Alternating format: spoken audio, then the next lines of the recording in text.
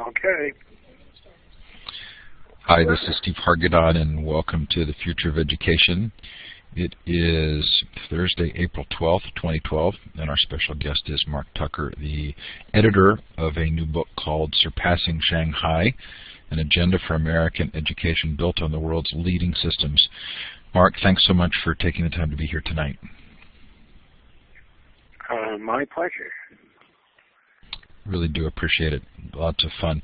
The Future of Education is a Web 2.0 Labs project, web20labs.com, and we express appreciation to Blackboard Collaborate for providing this room. This is the 5th anniversary this year of Classroom 2.0. We're doing some fun things. If you go to classroom20.com and click on Ed Incubator, you can see a special project with PBS NewsHour around their content and revamping their website for students. We've also started the process of crowdsourcing a book, and we've had a number of dozens of wonderful submissions so far. Click on classroom20.com and go to the book or book project, and those are going to start coming out. The deadline for chapters is the 21st of April, so coming up soon. We hope you'll consider contributing. Lots of fun. Coming up at the ISTE show, the great sort of shadow conference we do with the EduBlogger audience, ISTE Unplugged. ISTEUnplugged.com starts Saturday with the all-day unconference, which is now called Social EdCon. Used to be called EduBloggerCon, and goes through the whole conference with the Bloggers Cafe, ISTE Live, and a number of other really fun activities, all of which is free, and you don't even need to be registered for the conference to attend the Saturday unconference, thanks to ISTE and their generosity. ISTEUnplugged.com. Coming up as well on April 21st is our first Social Learning Summit. 70 sessions from around the world, all day Saturday, thanks to Discovery Education. It is free and freely available. It's their spring conference that they're opening up to the world and have asked me to coordinate, and it's just been a blast. SocialLearningSummit.com or Classroom20.com and click on the summit link. Coming up in October is our second Future of Libraries conference, thanks to San Jose State University. That will be October 3rd through 5th. Last year we had over 7,500 registered participants. We expect the same this year, 150 sessions. Just a great look at libraries and librarianship, and again, an open virtual conference. As well, our third annual Global Education Conference, November 12th to the 16th, now sponsored by IRON, which is really terrific for us. Grateful to have a founding sponsor. And again, that's 5 days, 24 hours a day. 180 countries involved last year. Just a blast. Hope you'll join us for that. Coming up on the Future of Education next week, a couple of fun events. Tracy Weiland Dougenti on Society 3.0. John Hunter on his new movie World Peace and Other Fourth Grade Achievements. The date is wrong for that Julie Lindsay and Vicki Davis session. That's actually the 23rd, April 23rd. They're going to talk about flattening classrooms. Richie Norton talks about Resumes Are Dead on April 25th. Larry Johnson on the Horizon Report, both the history of that report and the newest version. Anyway, lots of fun coming up. You can see the full list there, and more in the pipeline. If you've missed any of the shows, they are all recorded in full Blackboard Collaborate versions and an MP3. On Tuesday night, we heard from Jennifer Fox, whose book, Your Child's Strength, has led her to building a strengths-based school in Texas. Very interesting to hear about that work. Joseph Grenny talked about crucial conversations, sources of influence, positive deviance, and change. Best-selling New York Times author Howard Rheingold on NetSmarts. Anyway, lots up there. Hopefully something that's valuable to you. So I'm going to give everybody in the room permission right now to indicate where you're participating from. In just a second, you're going to see icons to the left of that world map. Click on the second one down, which is the star, and click on the map, and feel free to let us know where you're in the chat, where you're participating from. Time, temperature, that kind of good stuff. Looks like somebody in France, Australia, North America, Canada. Glad to have somebody from Canada. That will make the story tonight interesting.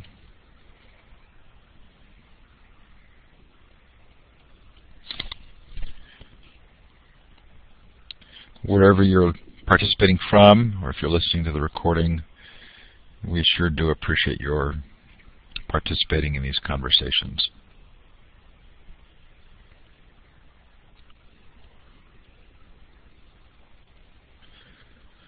So, Mark, I need to be sort of thoughtful in my praise of this book, but my notes say to tell you that this was a stunningly valuable book to me. I hope you're getting that feedback from others.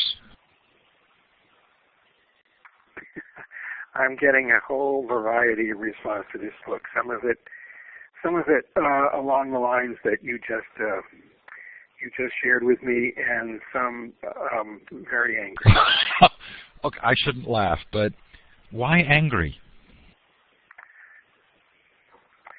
Well, there are a number of people in this country, many of them who are quite influential with respect to education policy, whose agenda for American education is based on several ideas. One of them is that the problem that we have in public education is with a bureaucracy which is so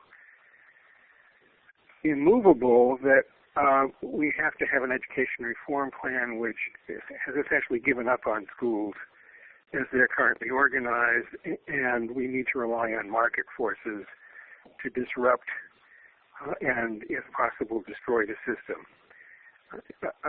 There are others, mostly allied with the first, who believe that the way to improve our teaching force is primarily to get rid of our worst teachers, and the way to do that is to identify them using value-added techniques of assessment, using standardized tests, and so on.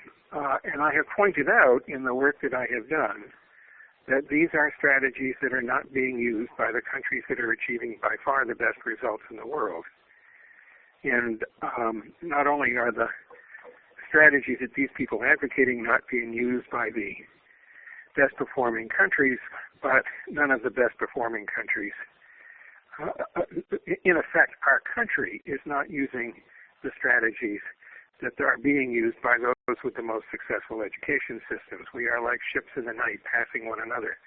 So people who are committed to the current agenda don't like to hear that.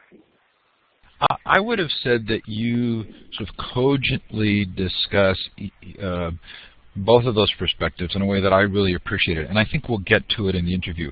You know, I consider myself probably to be sort of fairly progressive when it comes to education and education reform, and I felt like what I heard really sort of transcended a lot of the partisan conversation and looked at, you know, depending on what our set of goals are, these are things that we can see that others are doing that make sense, but it doesn't necessarily mean that we just sort of lock, stock, and barrel absorb them. We have to look at our own situation and then figure out how to bring those best elements into what we care about. I think that's exactly right. The technique that we have used to understand what these other countries are doing is called industrial benchmarking. And it originated back in the late 1970s, early 1980s, when in private industry in the United States, when Japanese firms that most Americans had never heard of started beating the pants off American corporations, putting many of them out of business. And there's a very famous story about the origins of industrial benchmarking in that context. David Kearns had just been named chairman and chief executive officer of Xerox, and they had a very strong relationship with Fuji in Japan. And one day, a number of Xerox engineers came back from a trip to Japan, walked into David Kearns' office, and they said, "Boss, you're not going to like to hear this, but a little company that we had never heard of before named Graco has come out with a set of low-cost copiers. They're able to produce those copiers in less than half of the time it takes Xerox to produce a comparable copier. and they're able to sell them in the United States for a price which is actually less than our cost of production before we've added marketing, sales, distribution, profit, and overhead and all that. There's no way that we can compete with them, the engineer said to David. And he looked at them, and he said, you know, guys, they put their pants on one leg at a time, just the way you do. You get back on a plane, go back to Japan, and don't come back until you understand how they do it, and until you can tell me how we can do it even better. And what Kearns was saying was he wasn't interested in having Xerox copy the Japanese. He was interested in having Xerox understand how the Japanese did it, put in their own ideas, and adapt it to Xerox's strengths and weaknesses. So they would end up doing it their own way, but they would match the performance of these other folks. And that's what industrial benchmarking is all about. It's not about copying anybody. It's about understanding how other people get superior results, putting it together in a way that matches your own strengths and weaknesses and enables you to do it even better if possible. There's a little bit of recursion there in the description of industrial benchmarking, because not only are you saying that this is an important thing for us to do, I think what you're also saying is that the other countries that seem to be having what we would call success in their education systems are doing industrial benchmarking themselves. And this book is an example of a foray into industrial benchmarking, because you're looking at 5 countries and saying what are the things that they're doing. So at several levels, industrial benchmarking kind of runs through the whole book. I really like that image. It is a kind of recursion. One of the things that we've discovered over the years, because we've been looking at the top performing countries for almost 25 years, is that they never stand still.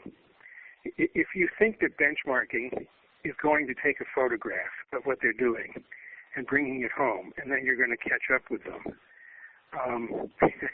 what you haven't counted on is that in their own country, they are very worried about all the things that are not going well in their education system, so they're constantly improving it.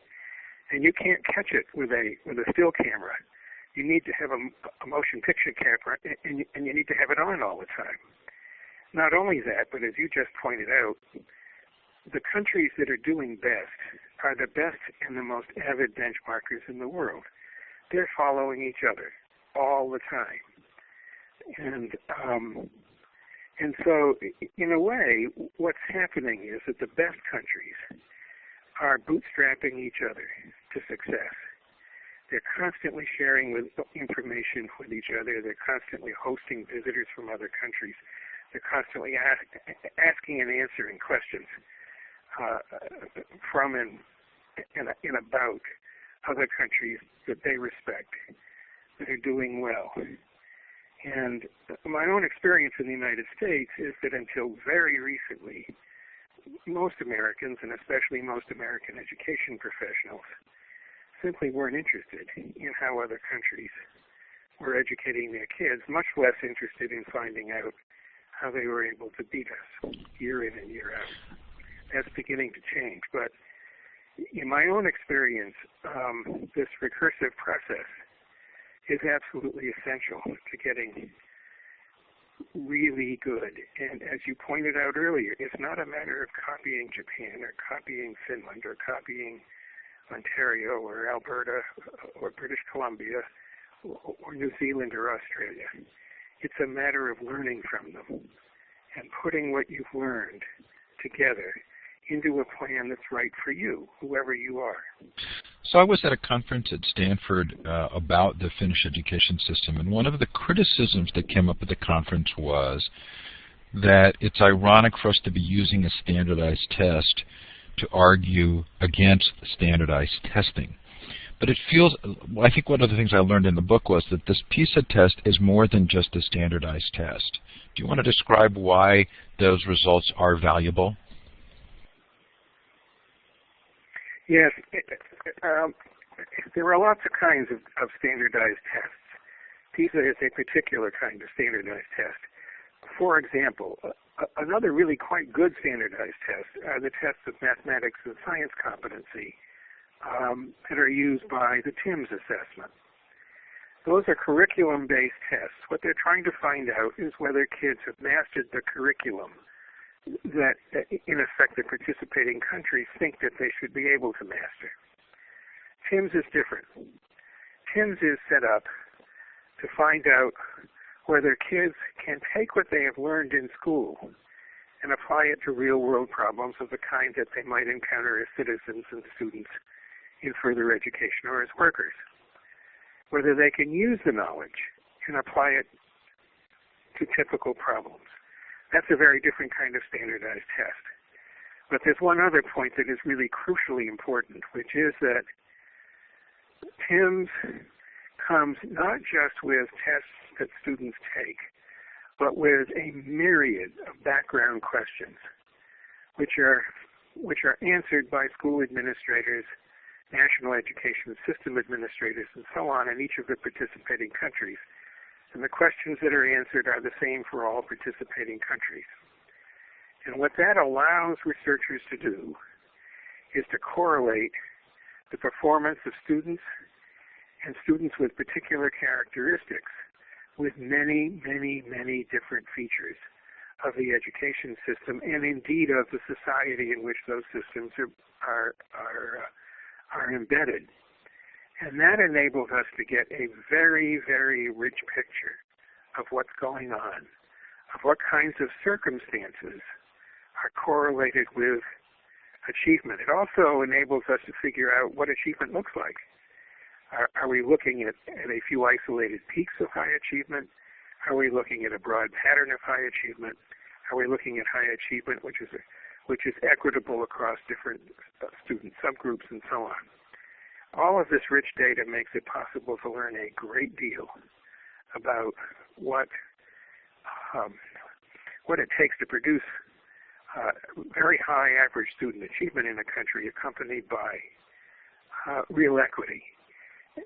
As our organization has looked at other countries' education systems, we have had to have our own criteria for what we mean by very successful, because there are obviously many definitions that you could use. And we've concentrated on the PISA countries because we think it's really important not just to have knowledge, but to have knowledge you can use. And second, we think that the rich background data is an enormously useful resource. So as we have defined high performance, we have defined it in three different ways. One is high achievement, by which we mean, in effect, high average achievement. The second is high equity, by which we mean that the bottom tenth of students is close to the top. And furthermore, and this is very important, we also mean that the degree to which the social economic background of the student predicts the student's achievement is very low. And third, we look at the productivity of the system. How much does it cost per student to produce the results that countries are getting? When you look at those three measures of excellence in a national or state education system, what we discovered is what others have noted. The United States places just about in the middle on the list of OECD PISA countries, which, by the way, includes not just first world countries, but second world countries. It places just about in the middle of the distribution on student performance. It's pretty mediocre. On the second of our criteria, equity, we score worse. Out of, I think, some 34 countries measured, there are only 3 that have a worse record than we do with respect to the degree that socioeconomic background predicts student performance. On the fourth measure, we're the worst of all of the countries studied by OECD PISA. Only Luxembourg, a tiny principality in Western Europe, has a higher per pupil cost than the United States. So when you put it all together, we have mediocre performance the equity of our results is in the basement, and we are the most expensive education system in the industrialized world. So it's hard to read that or think about it without feeling, a little defensive or looking for ways to rationalize our performance versus those countries, or maybe even to find fault with those countries because that's easier to do than the deep introspection that might take place. I hear that in the book, and you actually, I think, do a pretty good job of addressing some of the sort of immediate knee-jerk reactions to those test scores. If I ask you to recall a couple of those, are you comfortable doing so? Some have to do with poverty. Oh, sure. I have for years been standing up in front of audiences of educators, and after having said what I just said, there's a whole set of typical responses that I get. One of them is that we educate everyone and they educate only an elite. That was actually true about 40 years ago of most of the countries with which we compete, not all of them, but most of them. But it is no longer true. In the United States, our dropout rate, depending on who's doing the counting, it ranges somewhere between 25 and 30% of our kids. That is to say, before high school is over, some 25 to 30% of our kids are gone, never to return. The high-performing countries, the rate average is around 10%, which is to say, by the time high school is over, on the average, 10% of their kids have dropped out. So what we're now looking at is a situation in which it's we who are educating only an elite, and the countries with which we compete are educating everyone. That's just one example. Another that I hear all the time is that, of course, they're all homogenous, and we have an enormous amount of diversity. That certainly was true of many of the countries in Western Europe.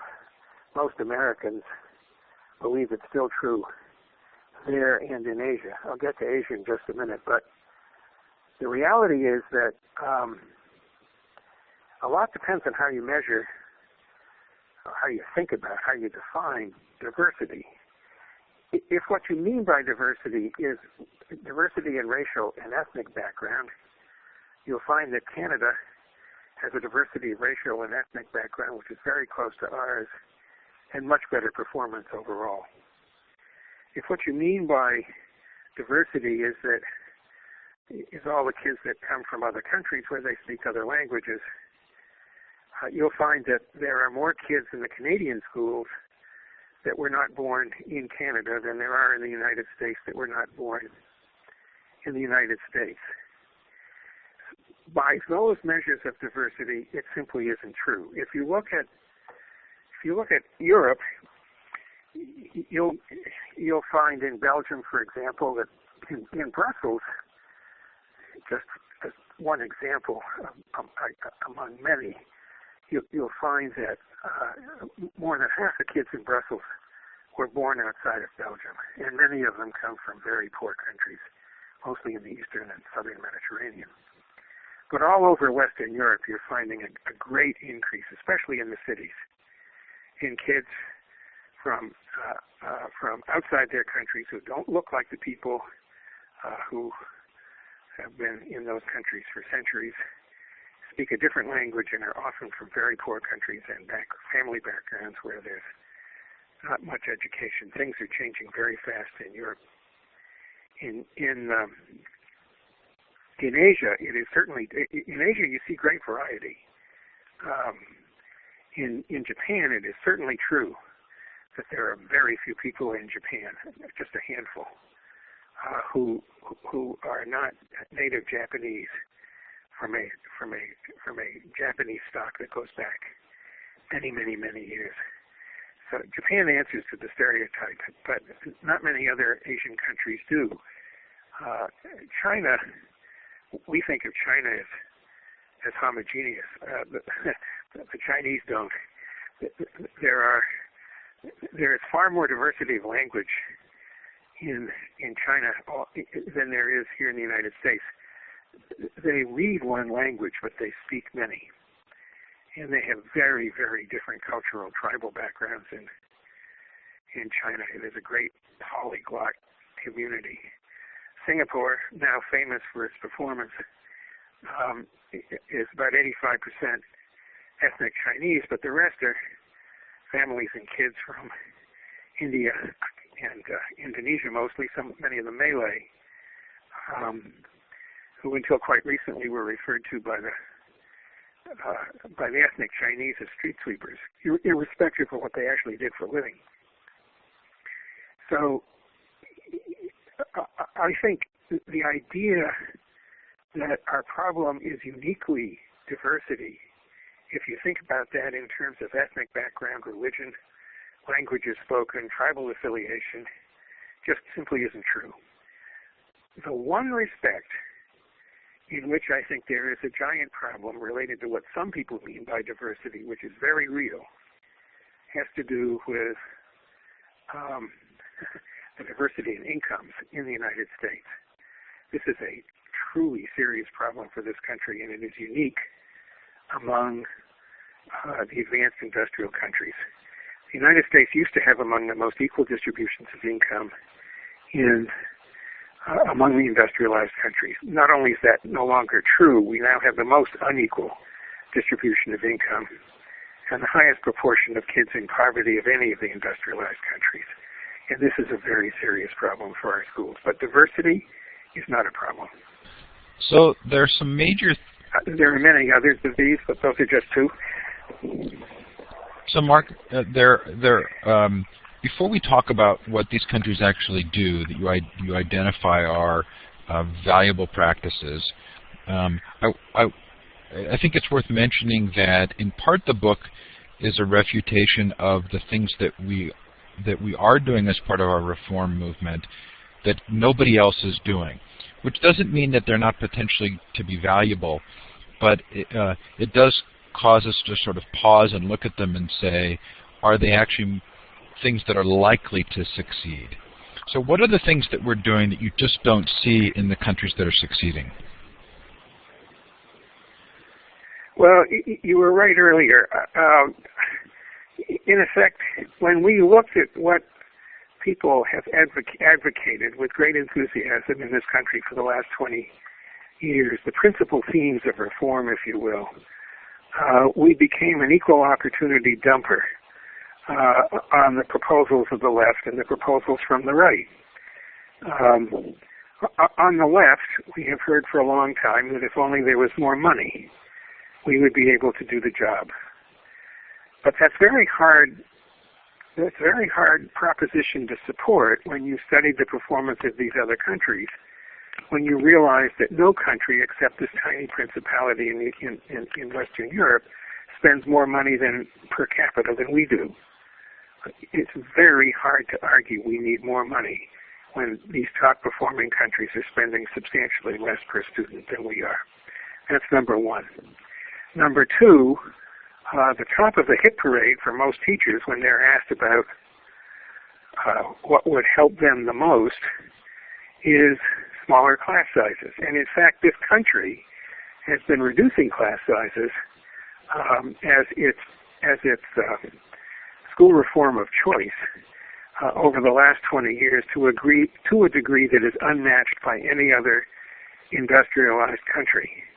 And when you look at these other countries, what you find typically is larger class sizes than you find in the United States. So once again, it's very hard to argue for decreasing class sizes when you stare those statistics in the face. On the other hand, when you look at the proposals offered by the right, as I was saying earlier, you find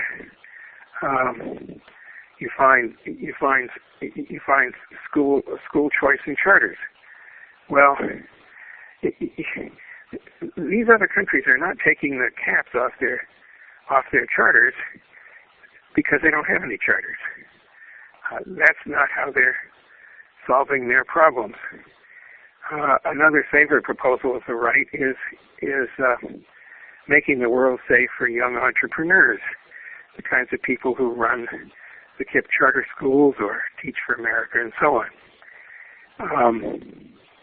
But when you talk to folks who are running the education programs of the most successful countries in the world, they are deeply puzzled. They don't understand why people responsible running a national education system would want to let loose young people with very little experience in education to produce disruptive change in the education system. That's deeply puzzling to them. They're trying to improve their education system, not disrupt it. And so on. These proposals, competition, choice, charters, and especially, I might say, concentrating on getting rid of your worst teachers by using value-added assessment techniques to identify the teachers who are by those measures, using standardized tests, best and worst, makes no sense to the top performing countries. And that is true, by the way, for several reasons. One has to do with the nature of the tests. They see the tests measuring basically low-level skills. They're interested in much more complex skills. So they would never set up a system in which, I'm not imagining this, by the way, this is what they tell me. They would never set up a system in which you had high stakes testing based on measures of basic skills, because they understand that what that will do is to focus on low skills and not high skills. Second, they would never use these as the principal measures of teacher performance, because their idea of what's involved in teacher performance is much more complicated, much richer, if you will. And so they would see what we view as our leading technique for improving teacher quality as a brilliant method for setting it back. They're not interested. So in effect, what we found is that these strategies I have mentioned, offered by both the left and the right, have no support at all in the countries that are beating the pants off us. So there's probably a temptation for us to look at these countries that are having success and to, again, find excuses for why that would not be true success. But as you go through and describe those areas in which there are similarities in these countries, it's a pretty compelling description of a very deep and thoughtful education these students are getting. So again, the limitations of time here aren't going to allow sort of drilling down into each one, but can you give us an overview of what are the ways that you found that these countries are approaching education that are really valuable for us to be thinking about? Well, yes, let me just take one quick step back and then march forward if I can. One of the other big reasons many teachers and others advance for the experience of other countries being irrelevant is that their cultures are so different from ours. So what we asked ourselves was the following question: are there principles underlying what these other countries are doing that are the same, irrespective of culture? And the answer is yes. Whether you look at Japan or Finland, utterly different cultures, or say Shanghai and Canada, utterly different cultures, we found that the principles underlying their approaches were very similar and very different from our own. So what were the principles? One was we find them asking themselves, how can we provide more financial resources behind students who are harder to educate than those who are easier to educate? And the logic for this in their minds is very, very simple. If you are actually serious about getting all kids to high standards, it's a popular slogan in the United States, but it is a design principle in these other countries. If you're serious about it, then what you have to do is figure out where you want them to be at the end of the common education period. That is the period in which all kids are meant to be studying the same stuff. And typically that's around the age of 16 or the end of what we think of as the sophomore year in high school. And then you have to work your way backwards. So what do you want them to learn in the preceding grade and the one before that, all the way back down to grade 1? So you'll lay out a curriculum framework grade by grade up to grade 10. And you set the standards in effect for each grade at the highest standards in the world, because that's what you've set out to do. And when you've done that, what you have basically done is to set out a set of standards that we all used to regard as being only for elite kids. And you're saying these standards are now for all kids. That's what these other countries have done. So when they do that, they realize that it's a lot easier for some of those kids from wealthy families, very favored backgrounds, to get to those standards than it is for other kids, typically those from minority backgrounds and with less income. So if you're actually going to get all kids to the same standards, what you have to do is to put more money behind those kids than those kids who are easier to educate. And they do that. Second thing that they do is they have, either at the state or at the national level, what many of them call board examination systems, which is a actually terrible term for what is really a very high level, high quality, highly integrated and coherent instructional system. So they specify the subjects kids are supposed to study through these 10 grades. It occupies most of their time. There's very little room typically left for electives. At the high school level, they typically specify the syllabus for the courses in that required curriculum. It's typically a very thoughtful, high-level, broad-based curriculum that is specified by these syllabi. They translate the syllabi into a set of instructional materials which are designed to support the syllabus. Then they develop their examinations. The examinations are not based on the standards, they're based on the curriculum. So the purpose of the examinations is to find out whether the kids have mastered the curriculum that's specified by the syllabus. None of these countries use the kind of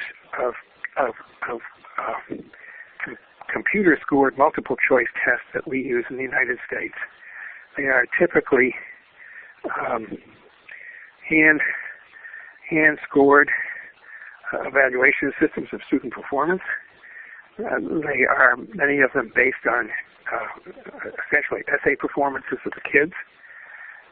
Some of them are open to what we would call performances, that is the painting of a painting, the building of a robot,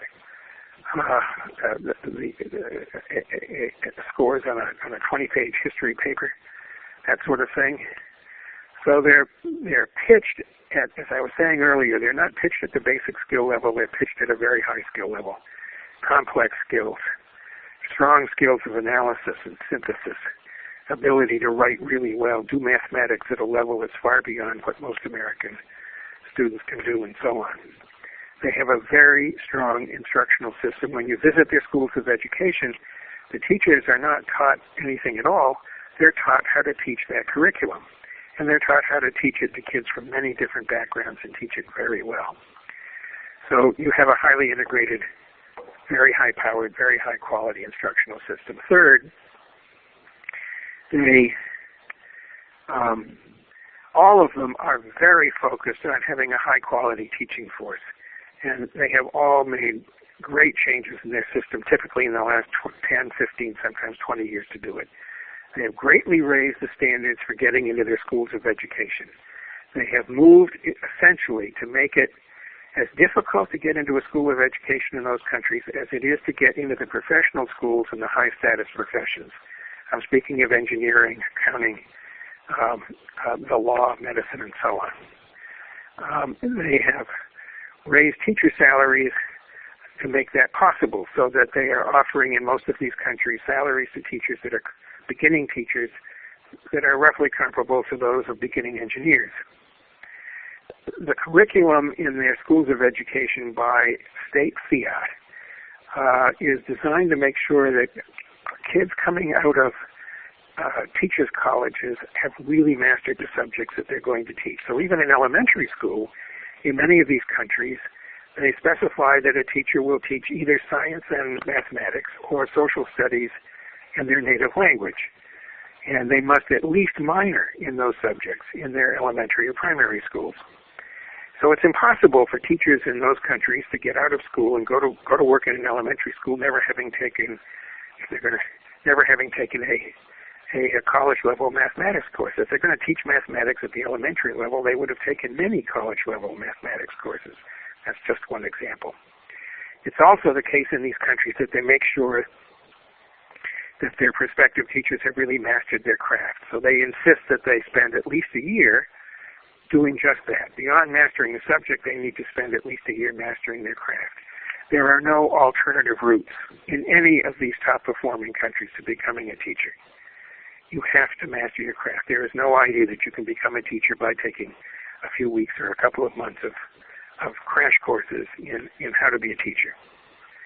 In most of these countries, and this is really very important, they are moving teacher education out of their third-tier higher education institutions and into their research universities. And they're doing that for a whole host of reasons. They're doing it to improve the faculty, to attract the kind of student into teaching that they want to have in teaching. They are in most of these countries concentrating on giving teachers research skills. It's easier to do in a research university. And the reason they're doing that is because they want teachers to be true professionals. They want teachers to be not the subject of somebody else's research, but people who actually do their own research to improve their own practice and do it constantly. In many of these countries, you can graduate, you can get your license, and you can go to work in schools, but typically you get a very reduced teaching load in the first year, and you work under the very close supervision, in fact, an apprenticeship to a master teacher, which relates to another feature of their systems. They typically they're all moving toward a system of having what we in this country call career ladders for teachers, so that teachers, as they get better and better at their work, have a crack at moving up a ladder which ends in some form of master teacher status.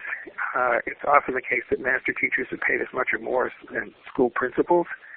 And they are treasured in these countries as very important resources for training teachers, building curriculum, improving the school as a whole, and so on. Those are just some of the things that they're doing about improving teachers. But when you take it all together, what it really means is turning teaching from a blue-collar occupation into a true high-status profession.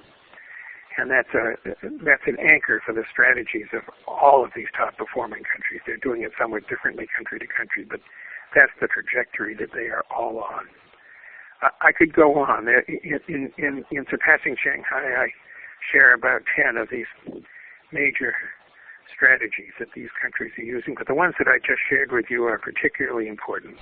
So that, for me, was the one kind of irony of the book, which was these systems are the results of decades of work. They depend on having some kind of independent group that's coherent in its ability to continue to effect these improvements regardless of the political changes. There's an enormous investment in teachers. How can we possibly surpass Shanghai when we're looking at a task that would take us quite a long time to accomplish, even if we could create the cultural consensus to do so? So one of the countries that we looked at was Canada, and in particular Ontario province. And we relate a story about Ontario.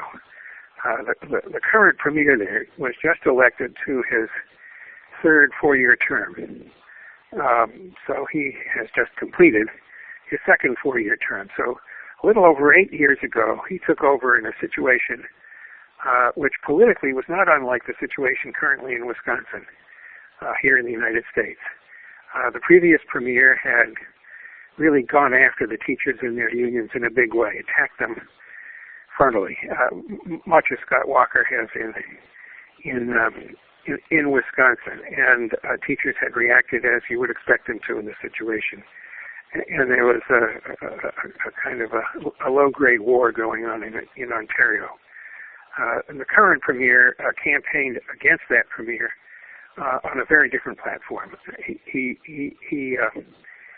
campaigned on a platform of working with, not against the teachers, and he offered the teachers, in effect, a new deal. He offered to work with them to find out what it was that they thought they needed in order to greatly improve the performance of kids in Ontario, particularly the kids in the lower half of the distribution. And he in particular, he wanted to know what kind of capacity that they thought they needed to do a better job. And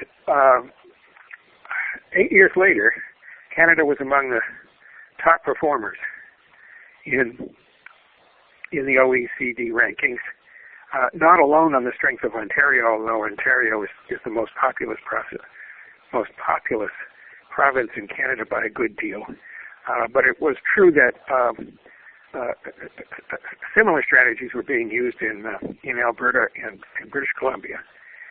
Now, I'm not here to say that that alone did it. What you find in Canada is about 20 years ago, they had the same school finance system we have here, local control and finance of schools. But about 20 years ago, in the big provinces that I just mentioned, all of that changed.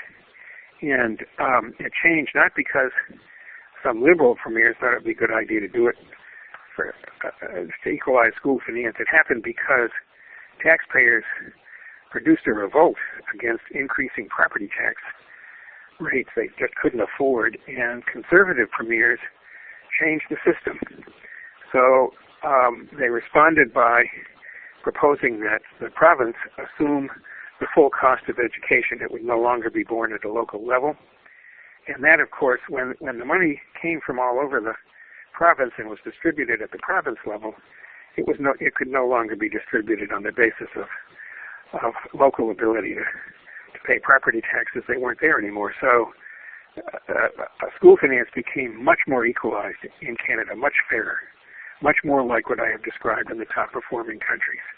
That is something we have not done yet, but if it could be done in Canada, I see no reason why it could not, at least in principle, be done in the United States. And that actually, when it happened quickly.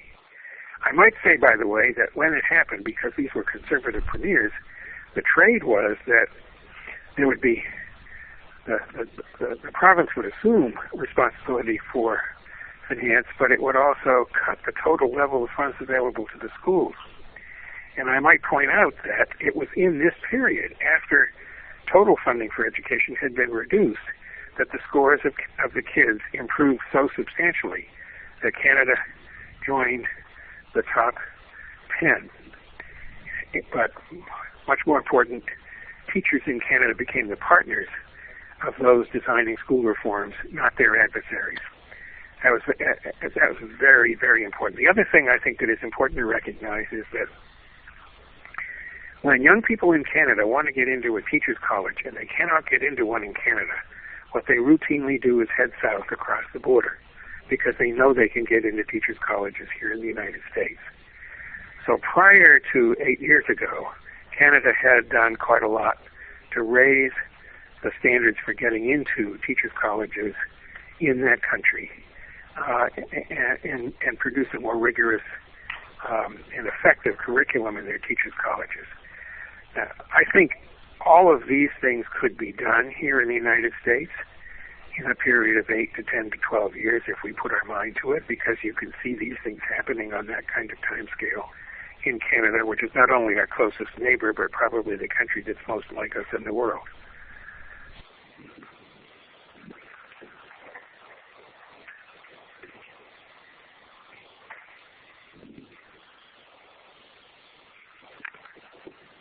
What happened to him?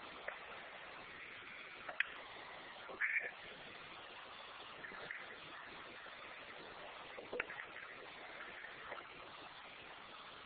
The line is on and open. Hello? Oh, are you there? Sorry, I thought I had my mic on. Yeah. So, Mark, this was sort of the lifeline that you throw out in the book, which is the example of Canada. And I wish I hadn't done so, but I actually kind of made a list of reasons why I wondered if we could actually pull that off. And at the top of that list was this question about our cultural narrative of competing interests lead to the best outcome. And if you tried to do anything to our way of financing education, would you get pushback from the financial elite who would say, you know, this isn't fair to my child? Because clearly in these systems that you've described, the focus is on the underperforming rather than the best performing. Well, that's a really interesting point. I don't think that's entirely true. That is, if you look, this gets us back to one of the other myths that I begin the book with. Many people have said in recent years, if you just took the poor kids out of the equation in the United States, performance in the United States would be as high as it is in the top performing countries. I've met many people who are absolutely convinced that's true. It is not true. The fact of the matter is that there are tables in the OECD reports that show what proportion of kids in any given country are in each of the deciles of performance, the PISA deciles of performance. So in other words, the PISA defines top performance, it defines medium performance, it defines bottom performance, and it divides all that into deciles. So what you find is that the proportion of kids in the top decile and the next decile down and the next decile down are a lot lower in the United States than they are in the top performing countries. That is, our top performing kids are not performing as well as their top performing kids are. We're not even close. So what you find is that performance in the countries that I'm talking about is not just improving for the lower performing kids, it's improving right along the whole spectrum. And the distance between their top performers and their bottom performers is a lot less than it is in the United States. And in my view, this stands to reason, because what they've done is figure out how to get top performing teachers in all of their schools. And these are increasingly, basically what in American terms, what you're talking about is getting the kinds of kids who go in to teach for America on a vast scale. And you're going to see the top performers go up, and you're going to see the bottom performers go up too. We don't have to make that choice. So the other things on my list were that we have kind of a distrust of government. I think we maybe even are a little suspicious of the value of education.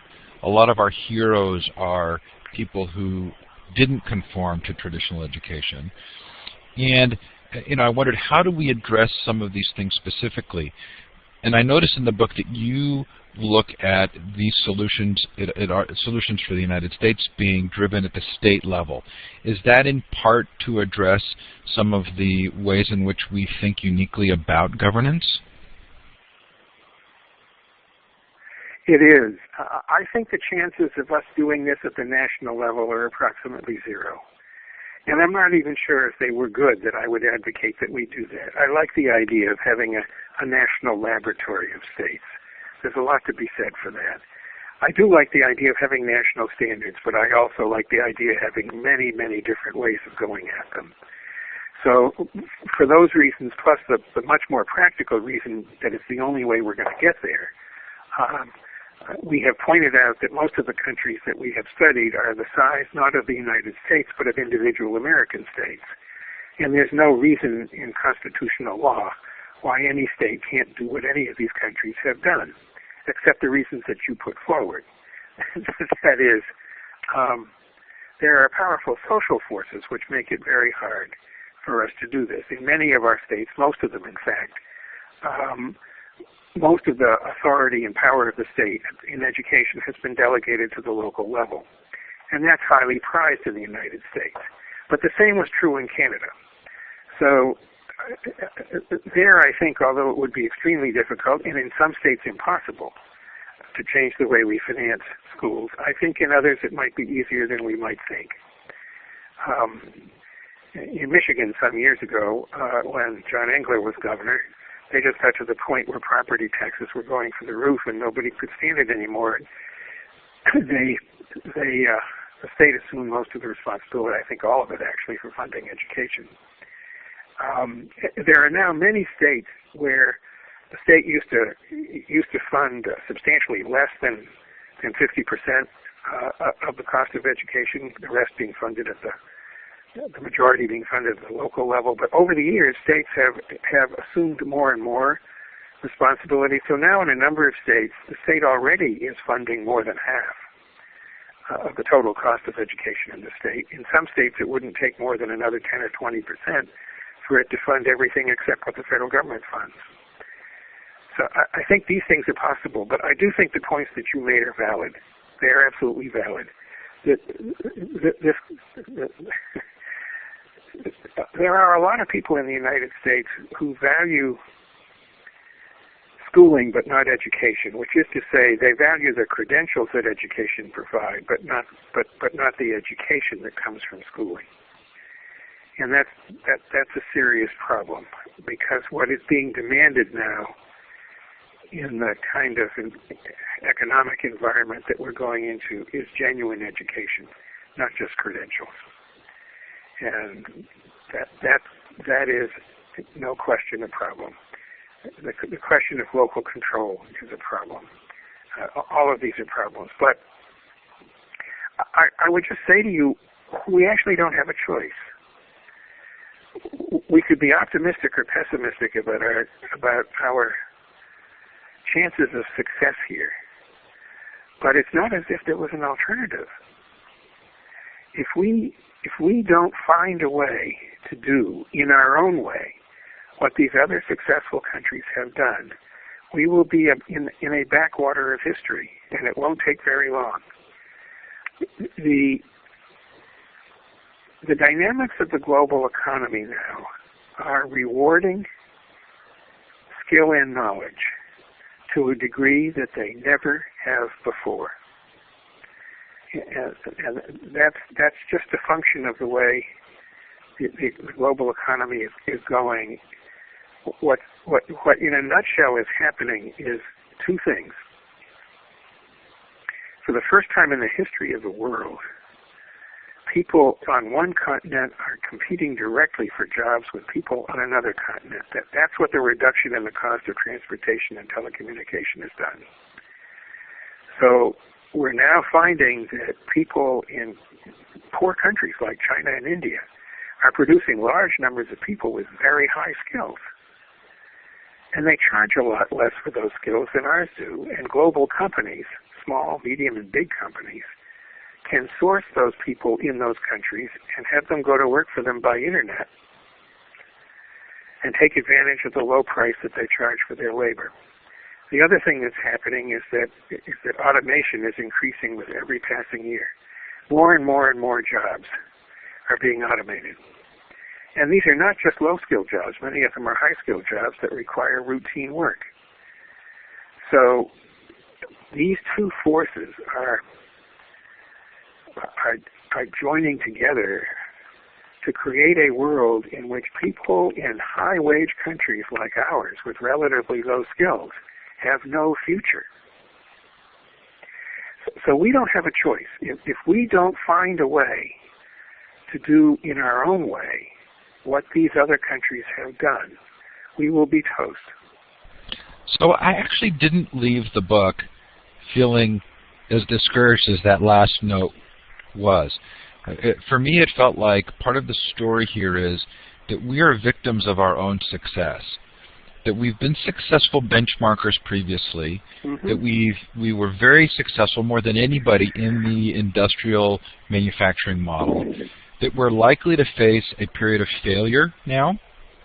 And so kind of our job is to look for uniquely American qualities that we can build on to rebuild a consensus around education.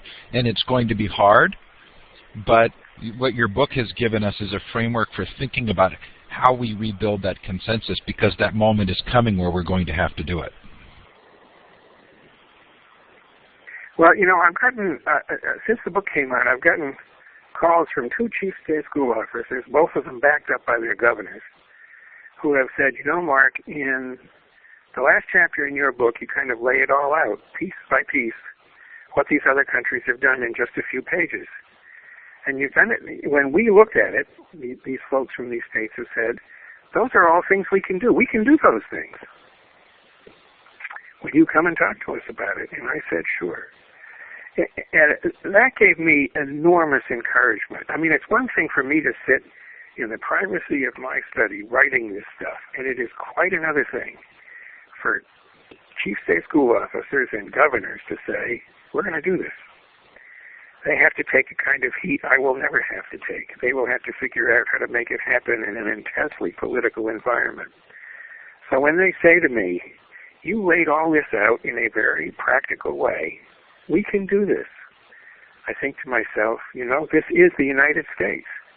This is the country I love. This is the country that Winston Churchill described when he says, Americans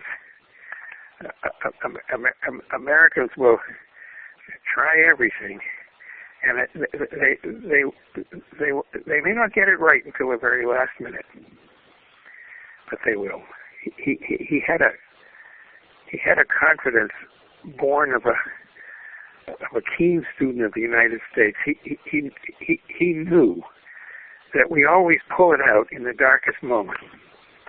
And I don't see why that should stop, and I don't see why we can't do this. If all these other countries could do it, why on earth can we not? We have a history of being able to undertake enormous social change that few other countries in the world have got.